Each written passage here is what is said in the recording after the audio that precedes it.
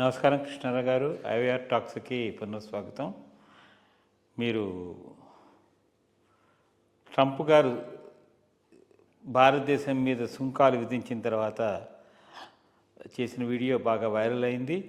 So దాంట్లో మీరు అసలు ఎవరిని వదిలిపెట్టకుండా చిన్న దేశాల మీద కూడాను ఈ సుంకాలు విధించడం అది ఏ విధంగా సబబు, మరి ఇది ఎంతవరకు ముందుకు సాగుతుంది అనే దాన్ని ఒక ప్రశ్నార్థకంగా వదిలిపెట్టారు. అయితే అది అయిపోయిన తర్వాత మళ్ళీ ఇప్పుడు నిన్న టిట్ ఫర్ టాట్ కింద చైనా కూడాను అమెరికా మీద వాళ్ళు 36% సుంకం విధించారు. అండ్ చాలా స్ట్రాంగ్గా ఉంటుంది. అంటే ఇప్పుడు ప్రపంచ యుద్ధం తర్వాత ఇది మూడో ఆర్థిక యుద్ధం కింద కనబడుతోంది. అంటే సర్వైవల్ ఆఫ్ ది ఫిట్టెస్ట్ థియరీలో చూసుకున్నట్టయితే ఏ దేశం ట్రంప్ విధించిన సుంకాలకి నిలబడగలదు అనేది పెద్ద ప్రశ్నార్థకం అయిపోయింది. బట్ అమెరికాలో కూడాను ఈ సుంకాలు విధించడం వలన అమెరికన్ ఆర్థిక వ్యవస్థ మాంద్యంలోకి వెళ్ళపోబోతోంది అనేటువంటి ఒక ఇది అందరి మనసులోనూ ఉదయిస్తుంది. ఇన్ఫ్యాక్ట్ అక్కడ ఫెడ్ చీఫ్ కూడాను నేను చెప్పింది నువ్వు వినాలి అని ట్రంప్ గారు ఆదేశించడంతో ఇట్లాగేం ఉండదు, అది ఏది చేయాలో అది చేస్తామని చెప్పేసి ఆయనకి రిటార్ట్ కూడా ఇవ్వడం జరిగింది. ఆ తర్వాత మరి చైనా వాళ్ళు సుంకాలు పెంచడం జరిగింది. అమెరికా ప్రజల్లో భయభ్రాంతులు బాగా ఎక్కువైపోయాయి.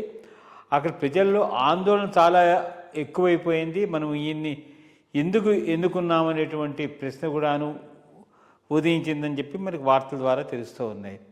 మరి ఇట్లాంటి ఈ ఆర్థిక మాంద్యంలోకి మెట్టలాడి కొట్లాడుకునేటువంటి పరిస్థితి నెలకొల్పిన ట్రంప్ గారు ఇది ఓన్లీ ఒక strategy for negotiation by other కంట్రీసా, లేకపోతే ఆయన అన్నమాట మీద ఆయన నిలబడి అమెరికాను ముందర వెళ్ళగలడా? ఎందుకంటే ఈ పరిస్థితుల్లో ఈవెన్ ఆయన పెట్టిన గోల్డ్ కార్డు కూడాను ఎవరు వెళ్ళేటట్టు కనబడట్లేదు. ఎందుకంటే ఆయన ఎప్పుడు ఏం మాట్లాడతారనేది తెలియదు.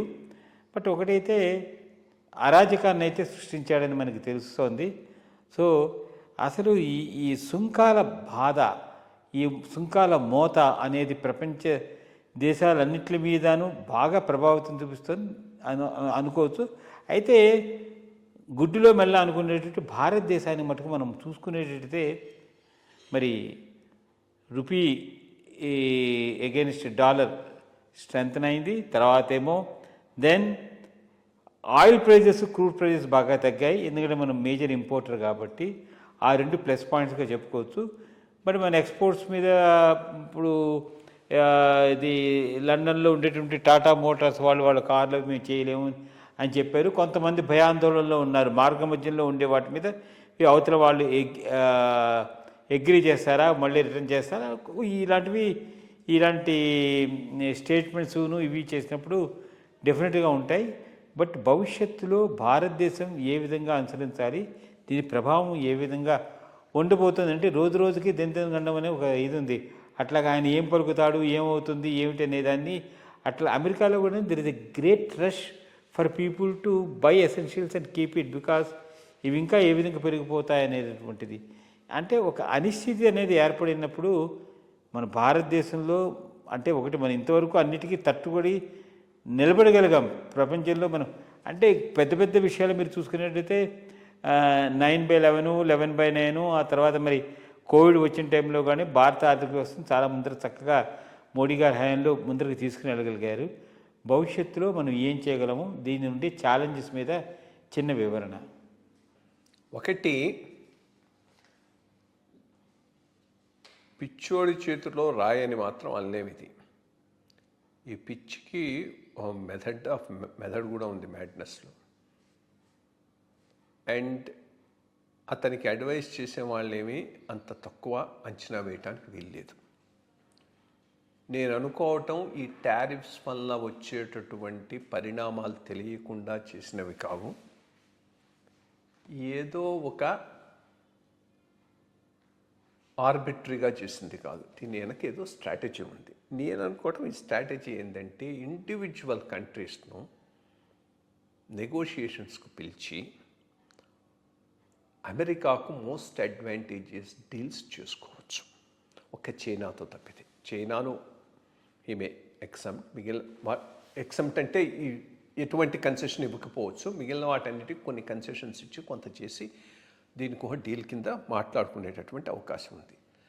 తప్పకుండా వరల్డ్ ట్రేడ్ ఆర్గనైజేషన్ పెట్టినప్పటి నుంచి, మ్యానుఫ్యాక్చరింగ్ ఇంటర్నేషనల్ అయినప్పటి నుంచి అమెరికా ఎక్కువ ఇతర దేశాల్లో ప్రొడ్యూస్ అయిన వాటిని ఇంపోర్ట్ చేసుకోవటం మీద ఆధారపడింది. సో దీని ఎఫెక్ట్ ఇమ్మీడియట్గా అమెరికాలో ఇన్ఫ్లేషన్ పెరుగుతుంది, రిసెషన్కి కూడా అవకాశం ఉన్నది. బట్ ఇది ఎన్నాళ్ళు ఇట్లా కొనసాగుతుంది? ఒక 4 నెలలలో దీనిని ఒక సెటిల్మెంట్కు తెచ్చి మేజర్ కంట్రీస్ అన్నిటితో డీల్స్ చేసుకుంటాడా? నేను అనుకుంటాం డీల్స్ చేసుకుంటాడు. డీల్స్ చేసుకుని ఓకే నీకు ఈ టారిఫ్ తగ్గించాలి అంటే నాకు నువ్వేమిస్తావు. ఇప్పుడు మెక్సికో మీద వేయలేదు ఫర్ ఎగ్జాంపుల్, బికాస్ అక్కడి నుంచి ఆటో ఇండస్ట్రీ వస్తుంది, ఆటో పార్ట్స్ బాగా పెరిగిపోతుంది, ఇమీడియట్గా రియాక్షన్. ఇట్లాగే యూరప్తో ఒక డీల్ చేసుకుంటాడు. భారత్తో ఎదురుదిరిగి ఫ్రీ ట్రేడ్ అగ్రిమెంట్ కోసం మనం రెడీ అయినాం, నెగోషియేషన్స్ జరుగుతున్నాయి. మోస్ట్ ప్రాబబ్లీ దానివల్ల మనకి ఏమవుతుందని అంటే వాళ్ళ అగ్రికల్చరల్ ప్రోడక్ట్స్కు మనం యాక్సెస్ ఇవ్వాల్సి వస్తుంది. దానివల్ల కొంత ఇబ్బంది ఉన్నా కానీ తప్పకపోవచ్చు, ఎందుకంటే ఇది ఒక పెద్ద మేజర్ పాయింట్ కింద మాట్లాడుతున్నారు. కార్న్ కూడా మాది వద్దని అంటున్నది భారతదేశం అనే మాట మన వాడు కమర్స్ సెక్రటరీ మెన్షన్ చేశాడు. ఇట్లా కొన్ని నాన్ ట్రేడ్ బ్యారియర్స్ ఉన్నాయి చాలా కంట్రీస్లో. నాన్ ట్రేడ్ బ్యారియర్స్ వల్ల అవన్నీ తీయించేస్తాడు. సో ఈ రకంగా బేసిక్గా యూరప్ను చైనాను అటాక్ చేస్తాడు, మిగిలిన వాళ్ళందరితో సెటిల్ చేసుకుంటాడు.